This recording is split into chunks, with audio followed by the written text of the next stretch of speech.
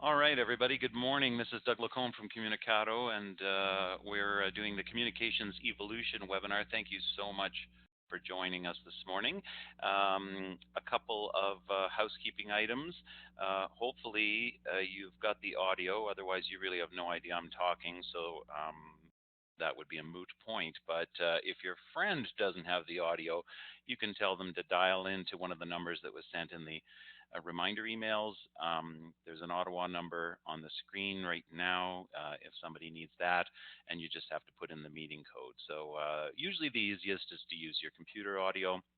Again, if your friend is not hearing any sound, then by all means help them out because you are an advanced technologist getting all the sound. Our hashtag for today's webinar is Comms Evolution with two M's, Comms Evolution.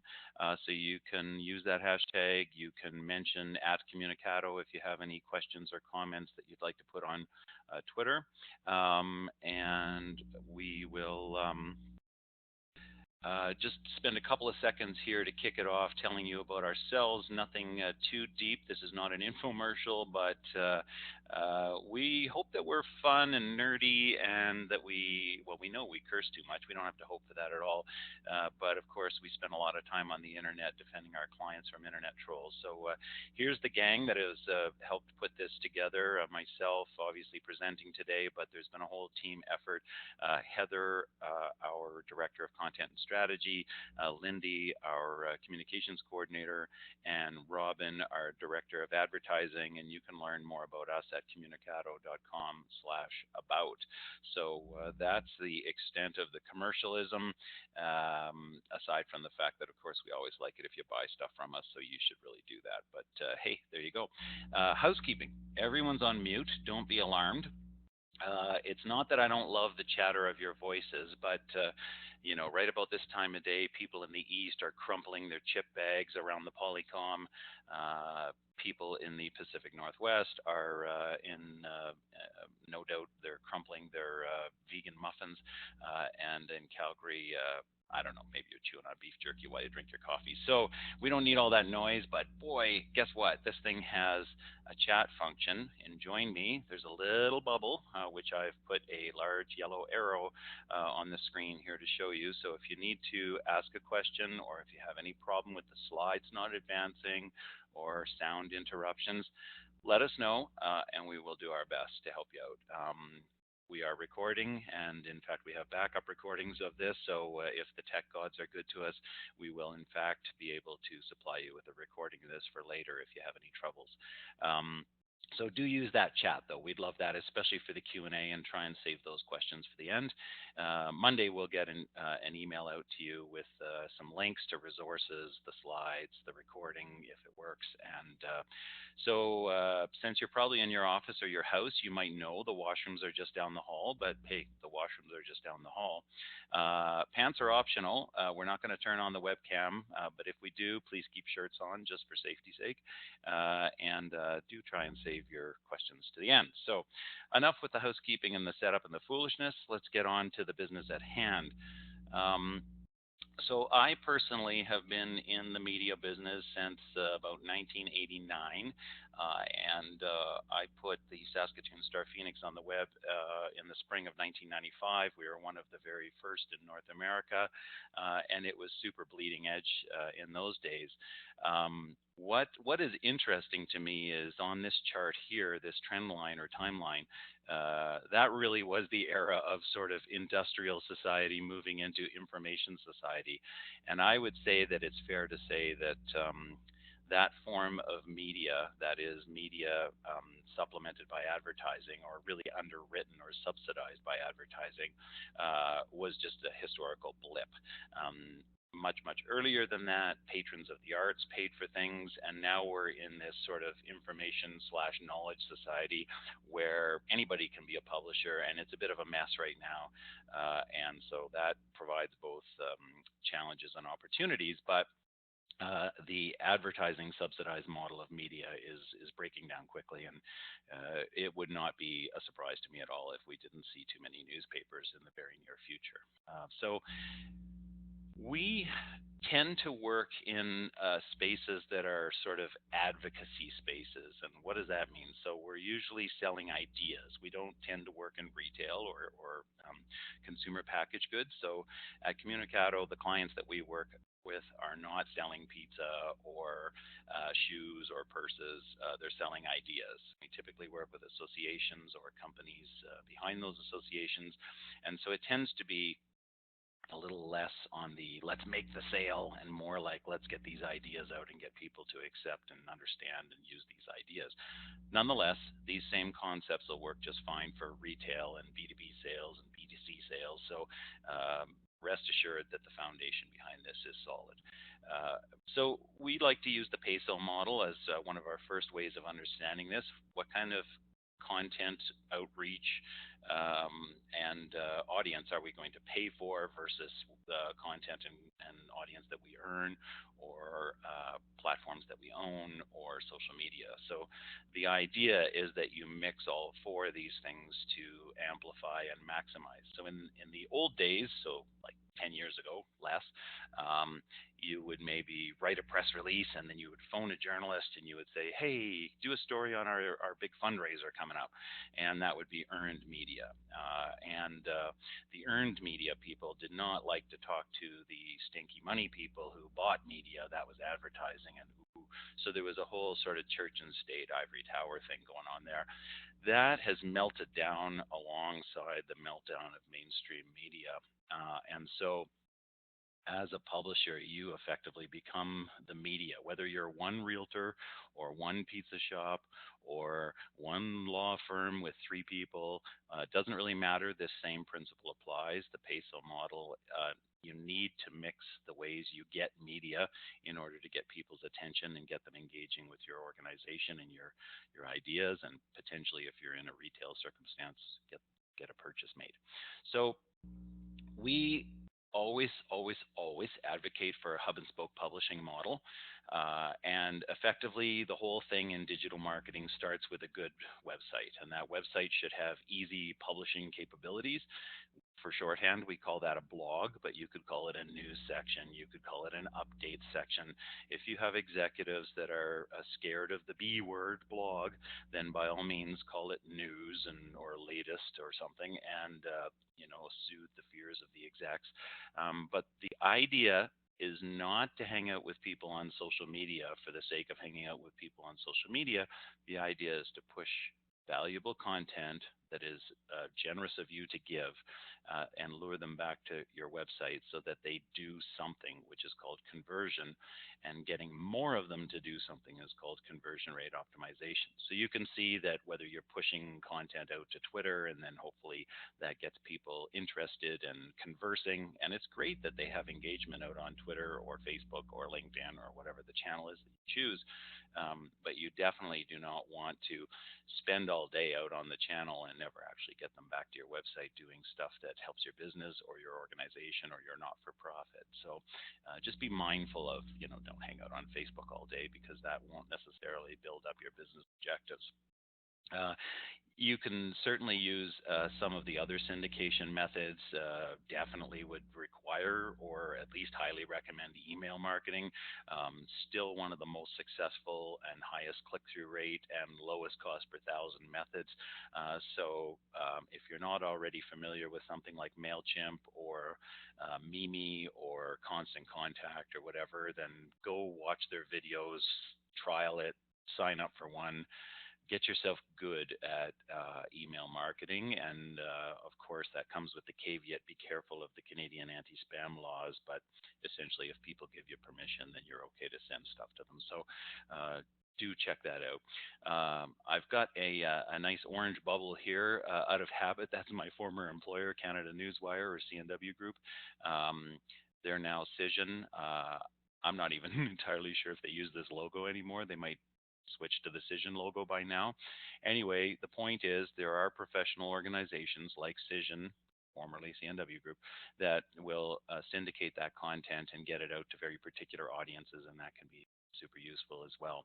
Um, just below the CNW logo is the idea of repurposing content. So let's say that you are, a subsidiary of another company, or maybe you are the Calgary office, but you have an Edmonton branch, or you're an association out of Ottawa, but you have provincial equivalents. Then reusing each other's content requires a little bit of plumbing and basically a whole lot of planning. So you want to make sure that if you're writing a blog from Ottawa, and then the, I don't know, the Ontario chapter or the Kingston chapter or whatever is going to use that content, it needs to be super easy. So make it easy to get that content and then put it into their streams and their channels. And there's all forms of manual and automated ways to do that. And then at the bottom of the diagram are the channels that we call storage channels. YouTube, you certainly don't want to do anything on YouTube except put your video there and optimize it for search. Uh, Conversations on YouTube are like my friend calls it a special kind of hell. You don't want to be there. So whether it's YouTube or Flickr or SlideShare or any of these other places, it's just a means to store your stuff and attract some search traffic. But in almost every case, you should just take that YouTube video and embed it in a blog post on your own site and then promote the blog post. In other words, do not go around and say, hey, come check out our YouTube channel, because that's a one off that will not help your long term audience building and loyalty. So, storage is storage, but always funnel it through your own website and blog combo. So that's the plumbing, if you will, or the underpinnings of a good content marketing structure. And when you combine that with the previous slide of Peso, then you can, and the hub and spoke basically deals with owned and social, then you can use that owned and social on the hub and spoke and then amplify it with paid and earned by getting people to let you publish your blog posts on their blogs, or spending money to amplify those posts in platforms like Facebook. That's very successful for many of our clients and so on. So hub and spoke and Peso, two really important sort of blueprints, if you will, to get your digital marketing off the ground. Now, the vast majority of traffic to any given website comes from Google, from search. And when I say Google, I'm pretending I mean Bing and Yahoo, but I mostly just mean Google, because who cares about the rest of them? That's not entirely fair, and I'm sure Microsoft would whack me upside the head if they heard me, but they're not listening, so to heck with them. So let's say that you're working for a charity in Ottawa, and your intent is to help the homeless, and you want to raise awareness about homeless issues and so on. And so Joe Q Citizen goes to Google and types in homeless Ottawa, as I have done on the left panel here. And who comes up? Well, the Alliance to End Homelessness, that sounds good. They've at least optimized to the point where they're on page one of the search results and they're above the fold. You can see the two ads that are above that. So they're using paid to kind of insert themselves into that search awareness. And then you've got the Google Maps stuff, which is just sort of random Google picking stuff up. And so, and below that, there are other ones. But really, the screen you're looking at is the screen that matters to some degree, and you want to be sure that you're featuring highly. So search engine optimization is its own sort of beast. If you look at the right panel, and I typed in heart attacks Winnipeg. So I'm getting a Winnipeg Free Press. I'm getting Winnipeg Health Region. So the health region, that's good. And then Global News and CTV. You know, wouldn't you think there would be a fitness thing there? Wouldn't you think there would be a dietitian or a nutritionist? If only I could speak. So it's interesting to me that folks are, and that may not be a high enough volume search phrase to warrant anybody going after it, but it did generate 1.1 million results. So managing how you appear in Google when people are looking for the thing that you are in some way related to is super important. And the easiest thing to do is just go to Google, type in some phrases that relate to your area of expertise or interest or advocacy, and then Do I like how I appear? That's the start of it all. And if you don't like how you appear, then it's time to find an SEO expert and do something about it. Here's another one, very straightforward. Pizza Halifax. I should have put Donair Halifax because really that's Halifax is all about the Donairs.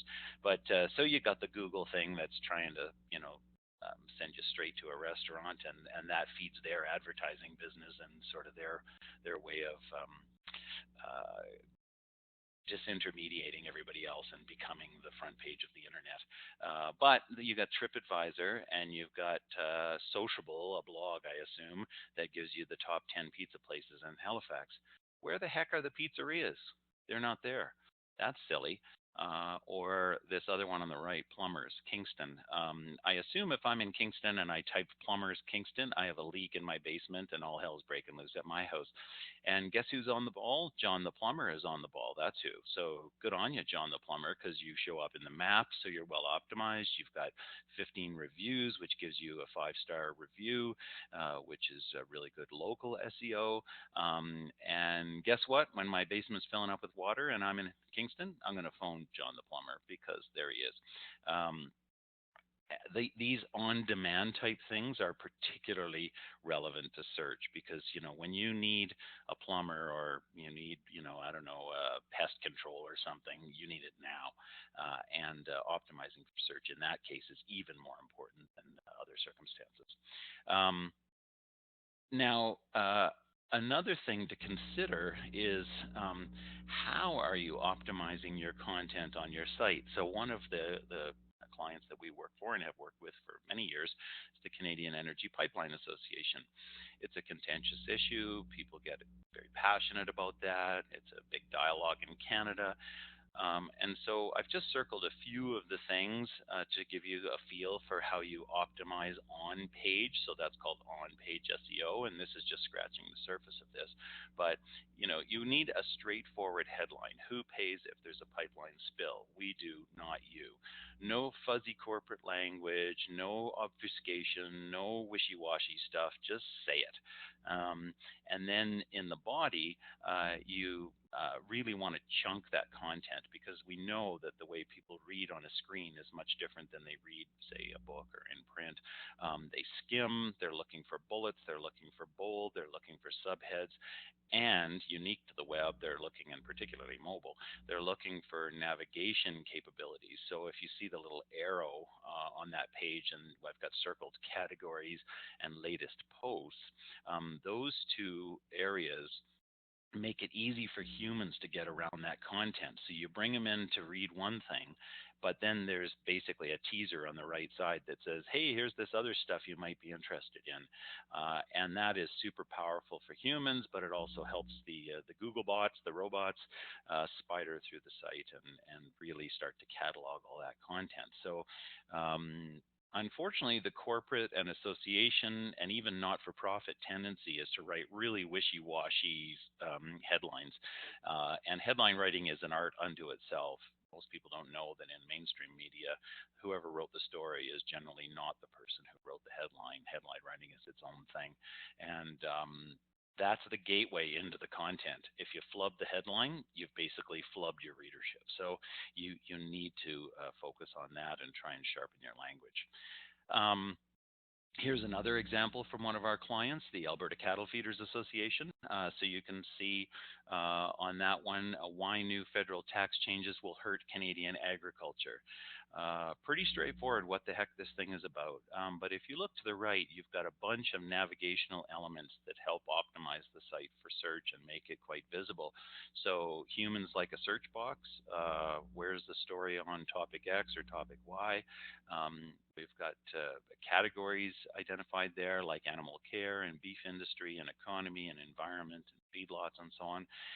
And then tags. So each story that we create, we attach both a category or two and numerous tags so that people can go through and categorize that content and find and navigate through that content with ease. But it also teaches Google that, hey, this page is about this, and this story is related to these words and these phrases and these concepts.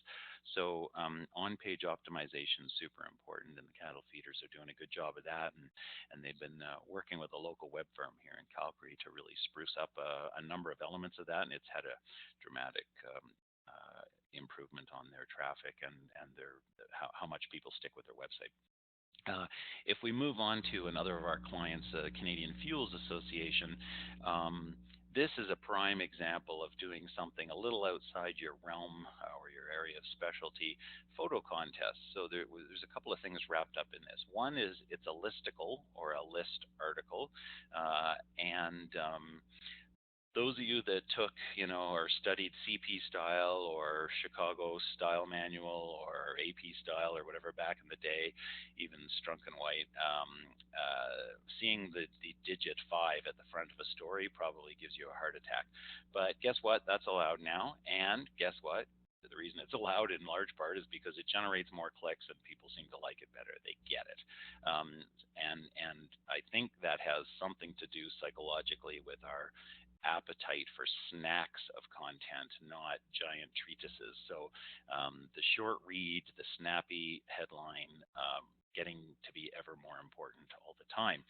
So first of all, it's a listicle.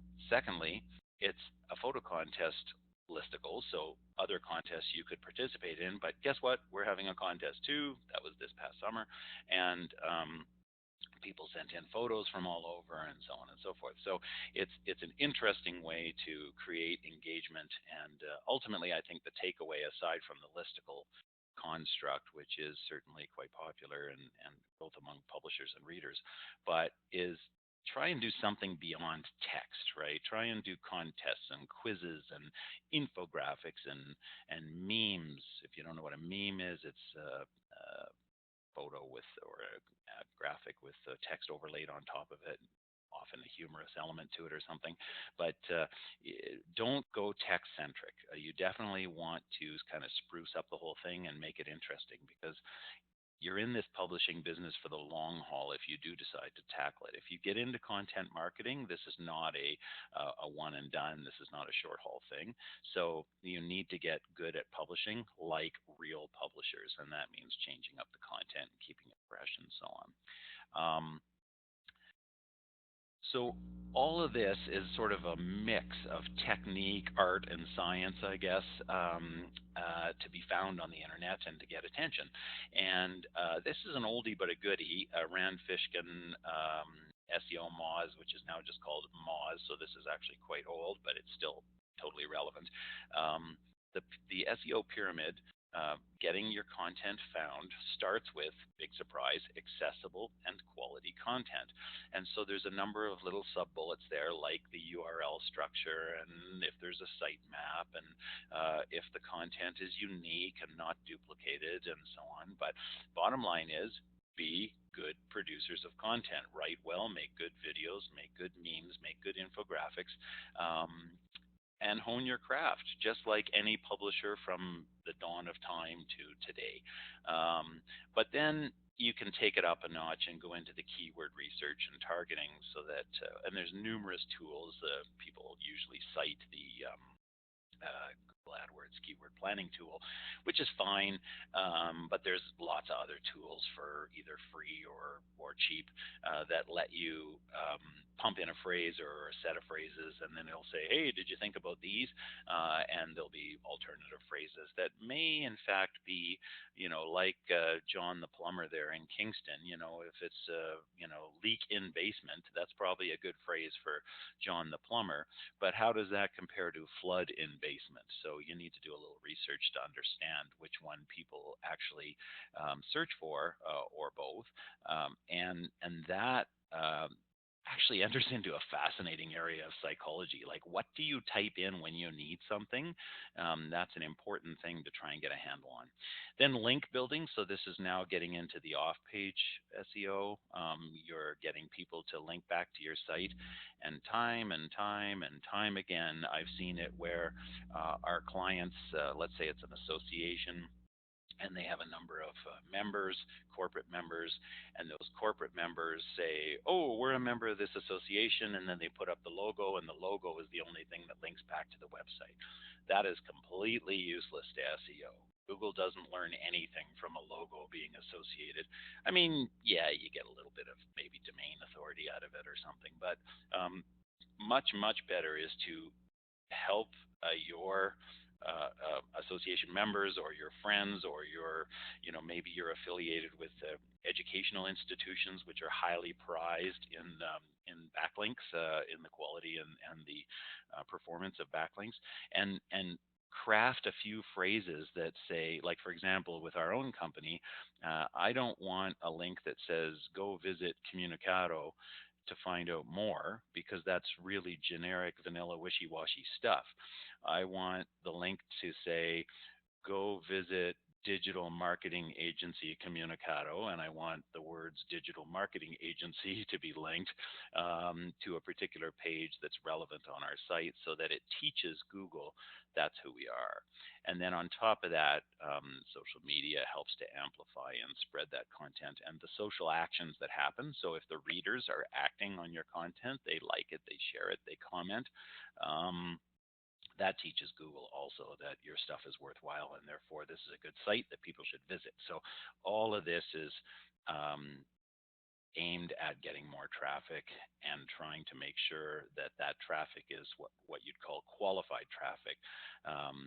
So if John the plumber puts up flood the basement, and somehow inadvertently Google has flooding rinks as a thing, then that's a miss, right? Somebody will show up at John the plumber and go, I wanted to know how to flood a rink, not fix a flooded basement. So you really have to kind of maintain this over time. It's a bit of a housekeeping chore, but well worth it in traffic.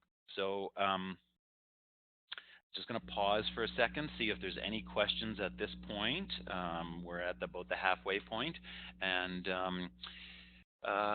can we mention some good SEO audit tools? Yeah, well, so SEMrush is certainly one that we use. Moz has some great tools, so certainly you can use Moz. There's some desktop tools, and I think Screaming Frog may well be desktop only. I don't know that it's web-based. In fact, if you want, we use the Yoast plugin on WordPress. So if you have a WordPress website, I highly recommend Yoast. They're one of the world leaders in SEO. So they're even just reading their blog is like a phenomenal education in SEO. But the tool itself in WordPress helps us fine tune each individual post for maximum search optimization. So those are some tools that can help. And so thanks for the question, and we'll try and put some links into our follow-up email on Monday, or the page that we send you to, in order to give you some shopping. If you want the sort of the lowest touch SEO tool, the Business Development Bank of Canada has partnered with somebody. I'm not entirely sure who it is, obviously, or I'd mention them, but you go there, SEO tool, BDC Canada, and there's a free one and a paid one. You can get an audit of your website. So definitely, there's lots of options from cheap to super expensive, and a lot of people say SEO is effectively like, I don't know, like sunscreen, putting on sunscreen or mosquito repellent. You have to keep reapplying. And the reason is because everybody else is trying to steal, all the other plumbers want John the plumber's action on Google. They definitely want that. So they're going to be trying to steal the words away from him, and thus the search traffic, and thus the clientele. And so you have the same problem. You're in a competitive field where everybody's bidding for certain words and phrases. And so finding out how to optimize for local search, so it's easier to dominate basement floods Kingston than it is to just dominate basement floods for the world or Canada or what have you. Another question, how often do you optimize for search? Well, in a perfect world, if you can swing it, weekly, daily, so ongoing. I mean, it really is this business of reapplying your sunscreen whenever it runs out. So a tool like SEMrush, which, as I said, we use, and we use some others, but that's the main one we use right at the moment. it'll give you a weekly report. It'll automatically send you one, and it'll say, "Hey, the health of your site is good, and you've improved on these words, and you've declined on those words." And so uh, there's sort of an audit phase of SEO, then there's a mop up, cleanup, housekeeping phase, and then there's a maintenance phase. And the maintenance phase is, I think, what you're referring to here in the question, and I would say weekly is the right answer to that, with maybe like a deeper dive each quarter or every 2 months or something like that. But you have to stay on top of it. It will not, you can't just do it and then check in next December. That's not going to work out. So because you'll lose your spot, and the reason you lose your spot is because everybody else is trying to knock you off that spot. That's the nature of competitive SEO. Any other questions? No? Okay, good. Okay, so funnels. You got to date before you marry. uh, so all too often, what we see is websites that are geared towards, let's get them to do something right this minute, which makes sense if you're, looking for pizza on a Friday afternoon, right? Like buy now is a sensible thing. Or if I don't know, you need snow tires or something, and you need those changed over like now because there was a snowstorm, and of course if that's Calgary, that could be June or July or December. It's hard to know, but anyway, the notion that things are immediate only works in certain fairly urgent circumstances. So funnels really help, and different. There's different models, by the way. I like funnels. Somehow they make sense to me. But there's customer journey diagrams, and there's all these other things that people get excited about, and that's great. Anyway, funnels. You got funnels today, and there's sort of top of funnel, middle of funnel, bottom of funnel. The top of the funnel is both through digital means, as you see here on this little diagram, blogs, webinars, pay-per-click ads, email campaigns, but also referrals and media, traditional media, trade shows, networking, association stuff, whatever. All that feeds the top of the funnel. But that really is just getting to know people, like, and often, I do use this.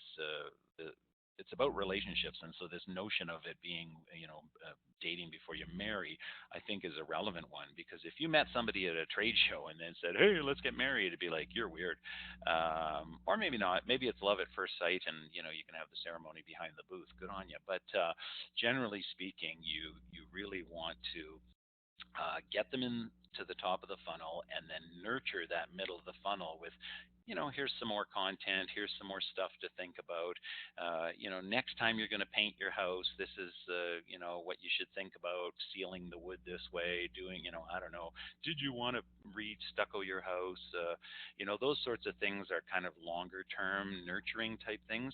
And then when somebody at some point indicates, generally through marketing automation and lead scoring, that, I think I'm ready to buy, or I'm giving buying signals, then the sales team should take it from there. So, but to say like, welcome to the website, want to talk to the sales team, only works if there's an emergency. So try and think about nurturing your leads, and that effectively means just being generous with people for an extended period of time until they're ready to buy. So you're at the top of the funnel, you're really building top of mind awareness.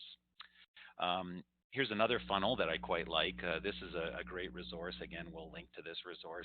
Smart Insights is a blog, and it's a membership-driven blog. It has all kinds of templates. If you feel like springing for, I think it's maybe $400 or $500 a year for the pro account. Don't quote me on the pricing, but anyway, it's not that expensive, and they have tons of 10 steps to this, and it really is the equivalent of, when you Google how do I install hardwood floors, and then decide to plunge into that personal hell, then this is what this is. They've got all kinds of good stuff that you can make use of as a DIYer.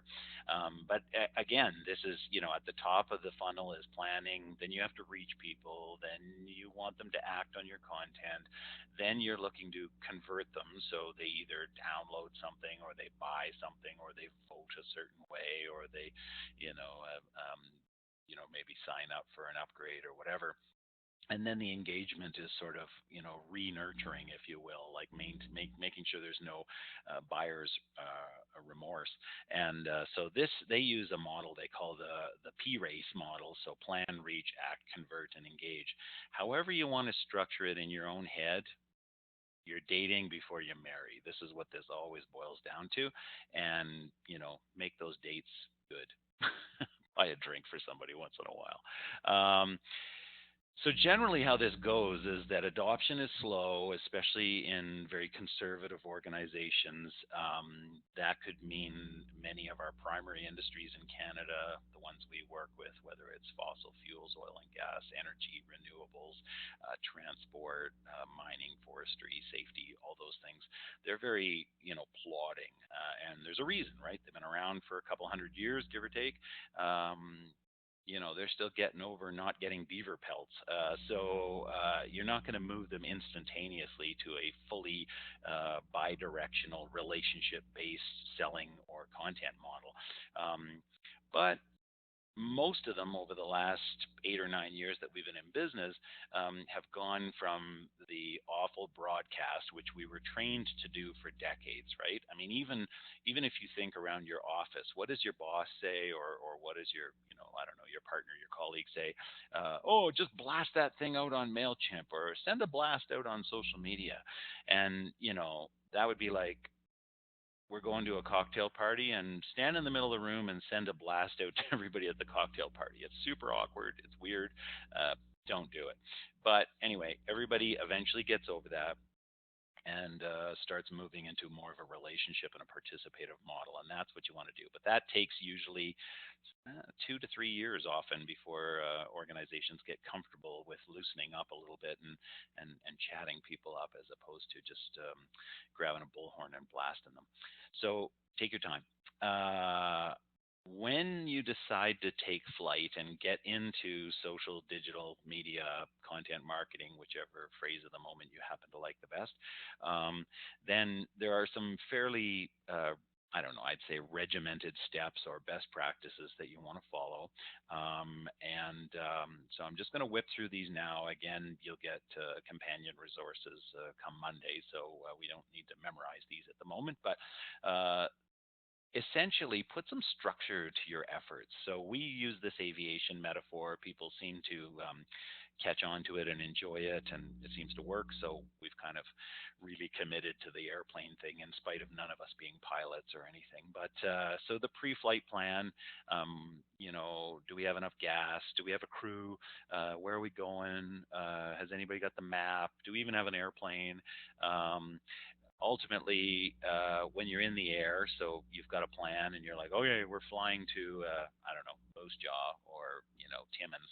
Um, are we still in the air, for heaven's sakes? Watch the instruments, not only the altitude, but the attitude. Are we doing okay? Are we actually contributing to our end goal, which in the case of a flight, of course, is to arrive alive.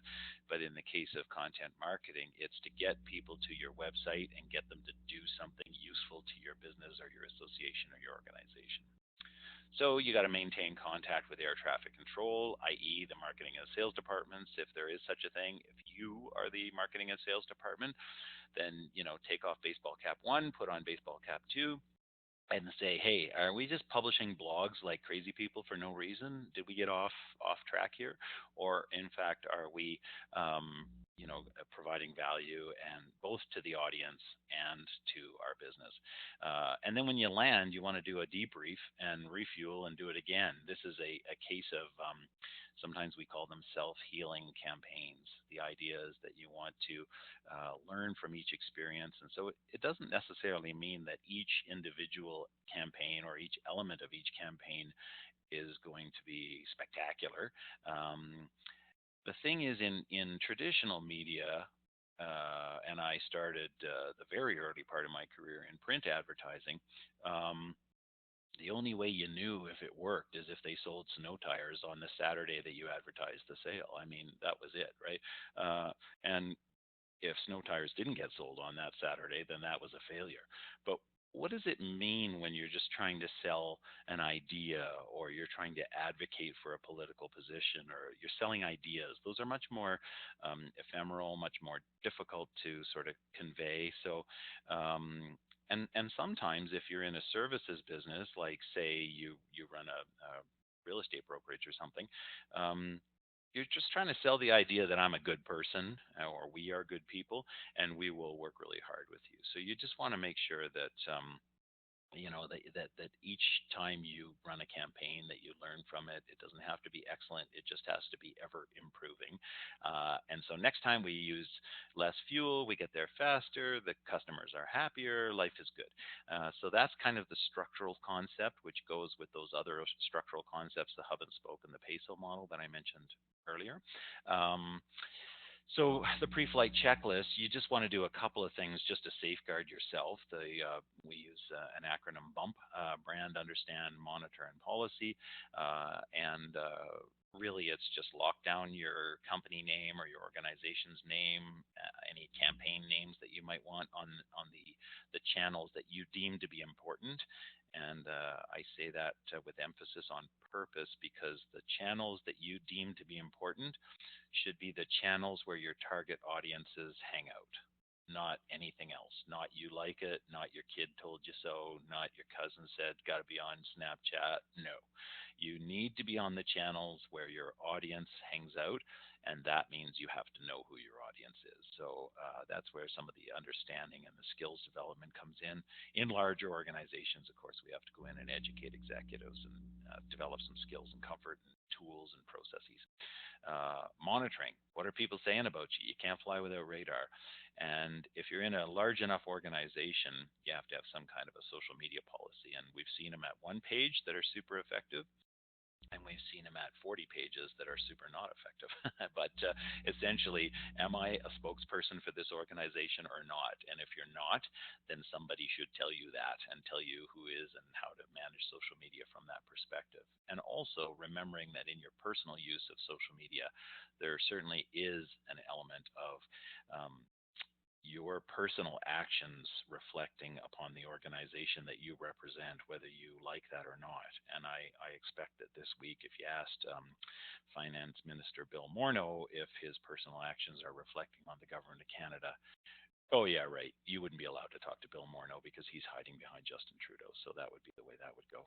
Um, so the flight rules in a good policy, you want to sort of have some rules around uh, people, access, secrets, tone, real job, identity, consequences, and existing policy. So who's allowed to do stuff on social for the organization, on what devices, remind them not to give away the damn secrets, remind them to be diplomatic and ambassadorial and not be jerks, no astroturfing, no hiding. So the identity thing is super important.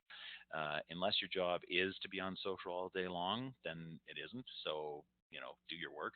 And of course, outcomes there. Are you getting your work done? Fine, then go ahead and tweet.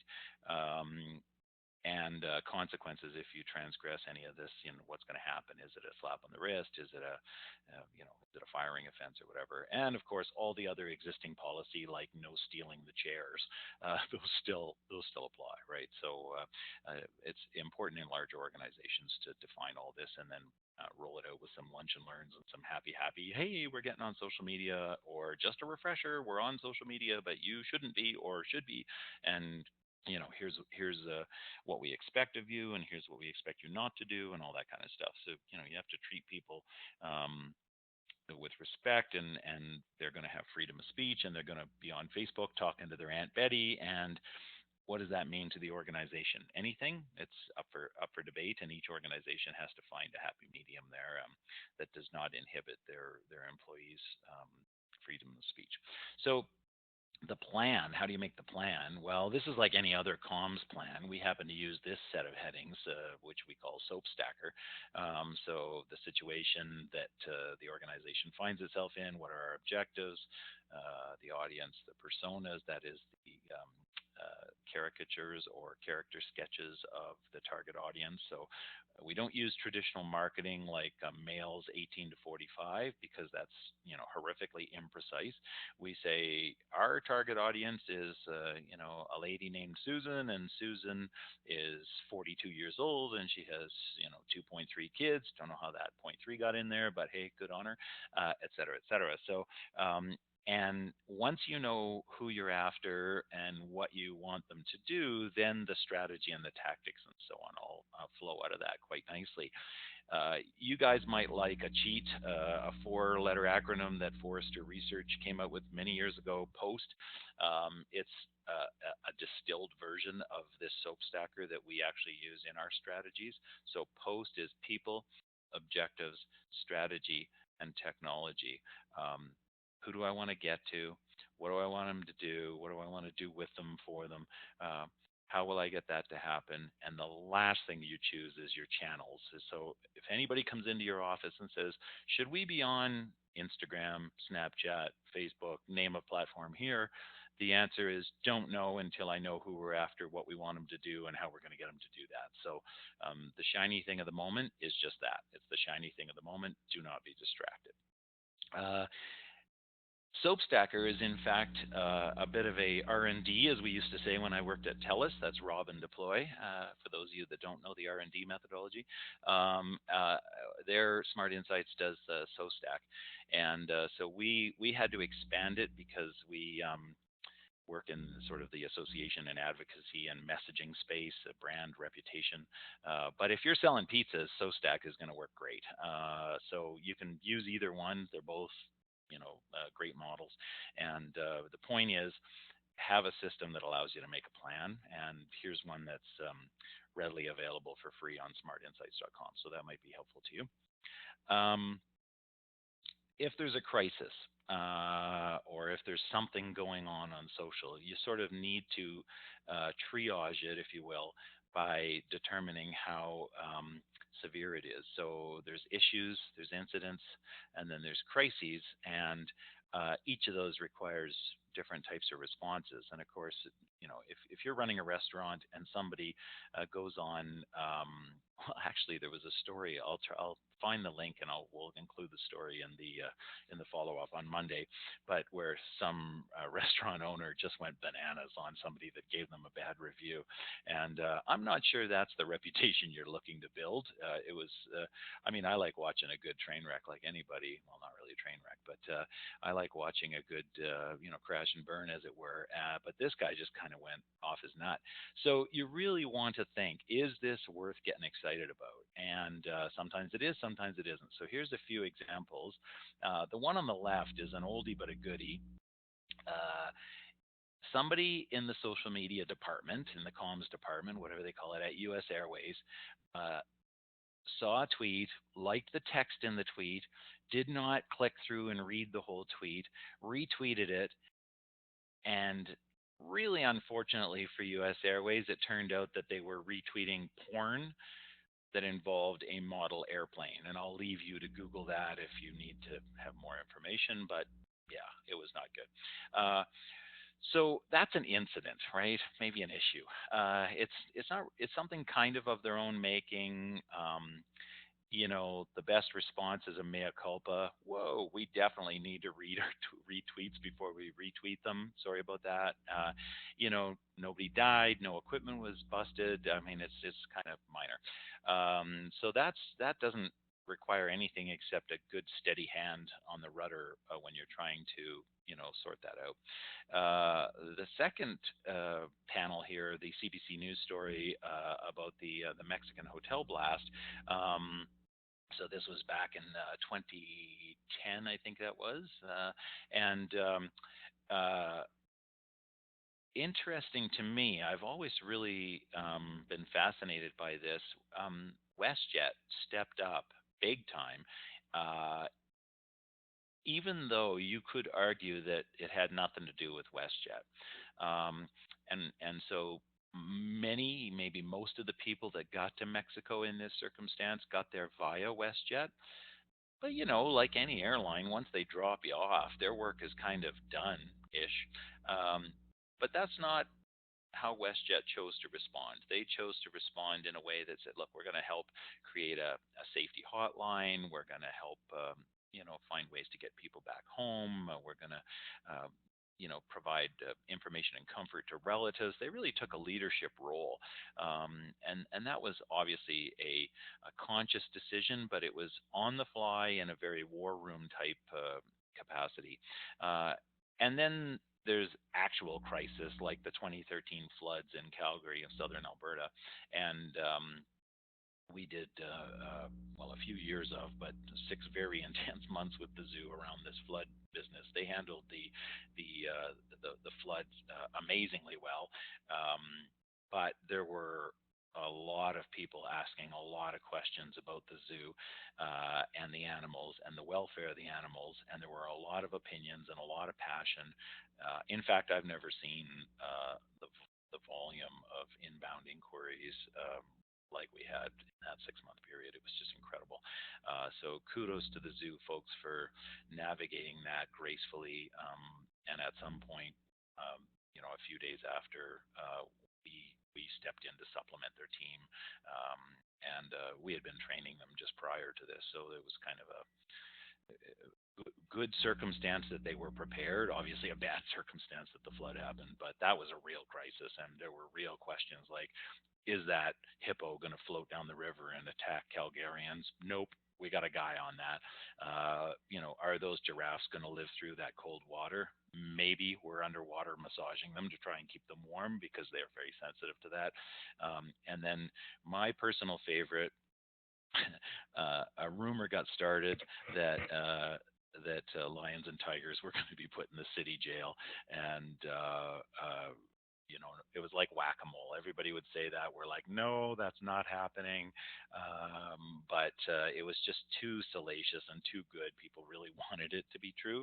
And then all the jokes started about, well, if you put the tigers in the city jail, maybe you take care of some criminals at the same time. And in a really intense flood situation, crisis situation, there were those tidbits of almost humor that still needed to be dealt with. So anyway, severity matters. Um, 10 things to think about in a crisis. No silence. If you're silent, people will make stuff up. So you might as well talk. You have something to say even when you don't. And typically that means a holding statement. We're aware the thing blew up, or we're aware there's an incident at our property on blah, blah. We'll get back to you as soon as our ops folks have a chance to look at that, right? So um, I imagine the last 3 4 weeks maybe the Harvey Weinstein's company is probably scrambling to deal with having something to say about a horrific situation, and there are some things you just can't prepare for, like bad, terrible behavior. But when you can, and most incidents and crises are not of their own making, then make your website the authoritative source. Repeat over and over and over again. Yes, we have updates on this page over here. Here's the link. Yes, we have updates. Oh, I'm glad you asked that. Here's an update. Go back to our update page. Blah, blah. Repeat, repeat, repeat, rinse, repeat. Spend time responding to those who deserve it. So if somebody's sniping at you about how you're dealing with the thing, I mean, yes, a little empathy and a little diplomacy might go a long way, but by and large, you really just need to move on to the people who are like, hey, when's the power coming back on in our house? As opposed to somebody 2 provinces away who's freaking out on you because you haven't dealt with media appropriately in their mind. So you want to be seen to be responsive, set the pace, whatever that is, every 10 minutes, every 15 minutes. Here's the web page where we will be updating something. Give people some expectation. Refer and link to other channels, and particularly if you're collaborating as you generally should be with, say, police or EMS or the regulator or government or whatever the case is. So anyway, do not leave it to chance that people will understand that you're doing good things to correct the incident or the crisis. You need to communicate that often and thoroughly and on a cadence that actually allows people to catch it, because Twitter in particular, where most mainstream media tend to hover, um, it's like an Amazon. It's like the Amazon River. And if your message is a twig in the Amazon, once it's gone, it's gone. And that does not necessarily stick with the guy who just jumped on Twitter, 10 minutes after your twig went by. So be really clear that frequency is important, as well as consistency and thoroughness.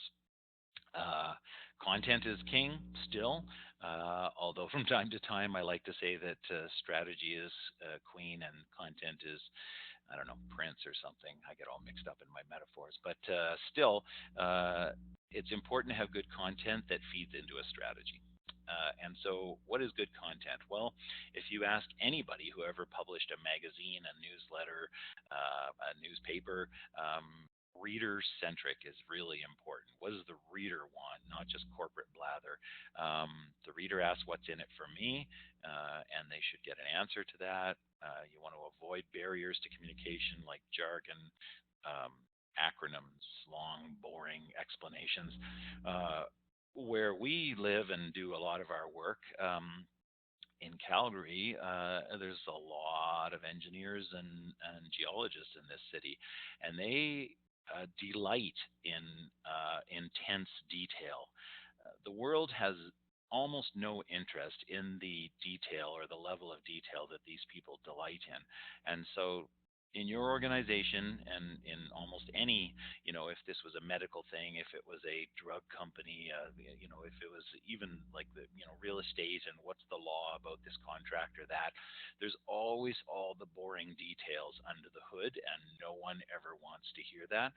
So you have to create layers of content where they can click down for more if they're into that, but the top level of the content really needs to be um, distilled, and therefore you want to write like a journalist and use the inverted pyramid structure, which is the important stuff up top and then all the other crap later. Because if you lose them up top, then they'll never get to the other stuff. And then human interest angles always, always, always work the best. So anytime you can have Bob the welder, or Susan the pizza chef, or Fred the entrepreneur, anything that is a profile of a human with quotes and an actual photo and a face, that's way better than a name of organization here is proud to announce, and the rest of the world is like, yeah, good for you, who cares.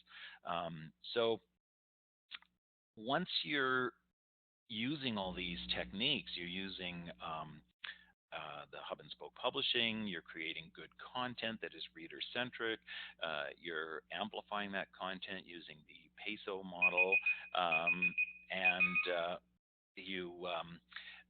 you're looking now to get that content further afield. Then essentially you want to find and track influencers. And so there's a bunch of tools. You can use lists like Twitter lists, hashtags. So, for example, if you're interested in politicians, then just go to polytwitter.ca, and there's all the politicians that are basically on Twitter. And it's kept pretty fresh. So that's a great way for any organization that has any element of government relations as part of their mandate. Um, you want to monitor certain conversations by keyword and by topic, blog searching, using dashboards like we use Sprout Social. People are generally more familiar with Hootsuite in this country, but Sprout Social our preferred tool. Monitoring tools by big vendors like Sysimo, Cision, Salesforce, and so on, and then lots of software for tracking influencers. And for heaven's sakes, don't use Clout or Clout Score as meaning anything except Clout wanted to have a score. Or maybe it's your own social CRM where you're like, here's the 15 people in Canada that actually are super expert and influential in our little space, whatever our niche is, and just track them. It's very much like networking with reporters and having relationships with journalists in classic PR, if you will. So some of the challenges, internal challenges, awareness skills, executive support, budget, just like any other form of communications, resources. it's it's tough to turn your organization into a publishing newsroom.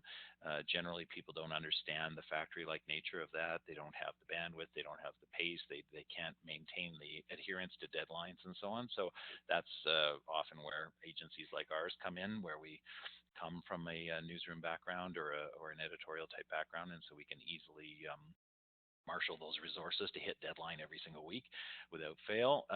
Reviewing proofing cycles, legal, investor relations, all those people will want to tear apart your content and essentially wreck it, and you have to buffer yourself from that. And then what's the value of this content marketing anyway? So proving the ROI on it, the return on investment, is sort of ongoing work with execs, and that's fair. They should want value for their money. So, but externally, it's entirely possible that you publish like a maniac and no one cares, or they just snark at you and attack you. So you have to really be sure that you're prepared for these challenges and overcoming them. So that's it. You take off with your plan in hand and your structural stuff all shaped up nicely, and you've done your pre-flight checklist. You've gone through the planning soap stacker or SoStack or Post, and you've resourced the activity. It's not somebody's like, hey, Fridays, can you write a blog post if you think of it? That'll never work. You have to experiment with content. You got to measure, fail fast, but with controls. Look for your audiences, hunt for your peeps. Be human, don't be boring. Prepare and drill for crisis if that's a part of your reality in your organization, and constantly reevaluate. So that brings us in right on 11 o'clock, and certainly we can take more questions either by chat or if there's anything on Twitter. So let's see.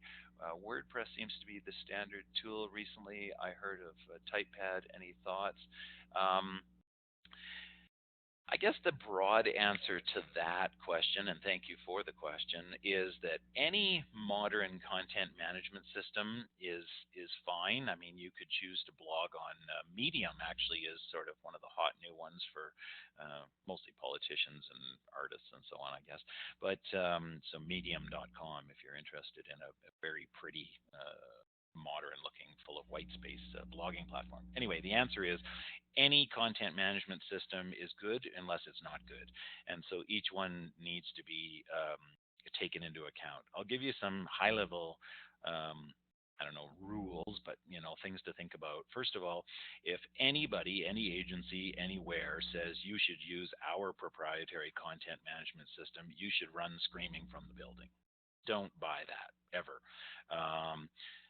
It's basically just a set of handcuffs to keep you with that agency. If you go with WordPress, you can drop agency one and go to agency two, or find somebody in New York City or Nepal or whatever that can easily take over your WordPress site and work on it with no problem. So typically, I am most enthused, and I think it's with WordPress, and certainly from a blogging perspective, it has everything out of the box that you would want. And it's over, I think, 50% of the sites on the internet now are powered by WordPress. So I'm a huge WordPress fan, sort of unabashed about that. But other CMSs are fine, and we have clients that, of course, have other CMSs, content management systems, to drive their websites, and we can cope with them. But no to the word cope. That pretty much means that we have to bend it into being a blogging platform, whereas WordPress just does it out of the box. I don't have any specific experience with TypePad, so I'll see if I can figure out something on the weekend to have an opinion on that, but right now I do not. No other questions? Going once? Going twice? Okay, everybody. Well, thanks so much for coming to the Communications Evolution. I hope you found some value in our webinar today. As I've said repeatedly, we'll send you a follow-up on Monday. We'd love to know what you thought of the webinar, what we could do for future webinars. We'll provide some companion resources that you hopefully will find valuable in exploring your own content marketing plans. And of course, there's my contact information on the screen, so if you need to reach out to me directly for anything at all, we are always happy to hear from our peeps out there on the internet. So thanks so much for attending, and have a great day. Watch for those emails. We will follow up.